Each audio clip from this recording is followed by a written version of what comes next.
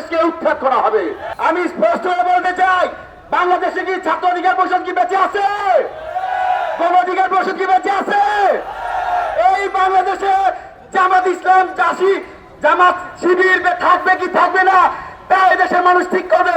কিন্তু এই দেশের স্বাধীনতা সার্বভৌমত্ব যতদিন থাকবে, ছাত্র অধিকার পরিষদ, যুব অধিকার পরিষদ, গণ অধিকার পরিষদ ততদিন বাংলাদেশে থাকবে। তার সেই অর্বাচীন অখ্যাত মুফতি আমির হামজার সেই বক্তব্যের প্রতিবাদে ছাত্র অধিকার পরিষদের নেতা কর্মীরা শান্তিপূর্ণভাবে কুষ্টিয়ার সদরে প্রোগ্রাম করছিলেন। সেই প্রোগ্রামে আমির হামজা তার সাথে থাকা জামাত শিবিরের চেলাধুলা দিয়ে, গুন্ডাদের দিয়ে, লাঠি শুনে রামদা দিয়ে ছাত্র অধিকার পরিষদ সরকারি কুষ্টিয়া কলেজের সভাপতি সুহানকে তার নাকে হাড় ভেঙে দিয়েছে, তার হাত ভেঙে দিয়েছে।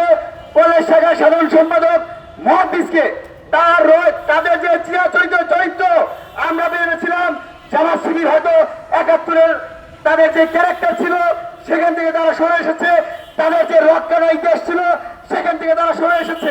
কিন্তু আমরা অত্যন্ত বৈতাবের সাথে দেখতে পেলাম সেই মহাদিসকে তারা রক্ষার উদ্দেশ্যে তার পায়ের গোড়ালি কেটে দিয়েছে, দুটি রোগ কেটে দিয়েছে।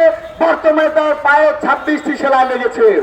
ছাত্র অধিকার পরিষদের পক্ষ থেকে জামাত শিবিরের যে ঐতিহাসিক চরিত্র, সেই খুন খারাপি রক্ষাটা যদি এই অভ্যুত্থান পরবর্তী বাংলাদেশে তারা যদি অক্ষত রাখে, তাহলে দেশের সকল ছাত্র জনতা নিয়ে তাদেরকে প্রতিরোধ করে তোলা হবে।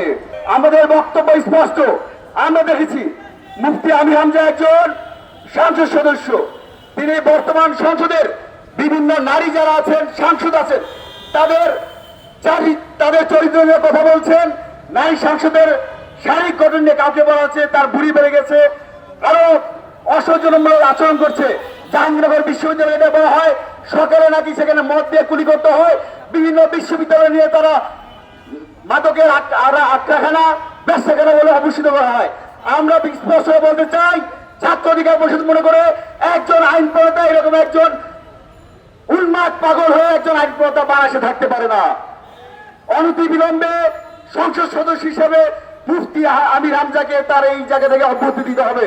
সর্বশেষ একটা কথা বলেই শেষ করবো, যদি এই বাংলাদেশের কোন বিশ্ববিদ্যালয় ক্যাম্পাস যারা কোথাও যদি ছাত্র অধিকার পরিষদের একজন কর্মীর পশমে আঘাত আসে, ছাত্র শিবিরের নাম নিশানা এই বাংলাদেশকে উৎখাত করা হবে।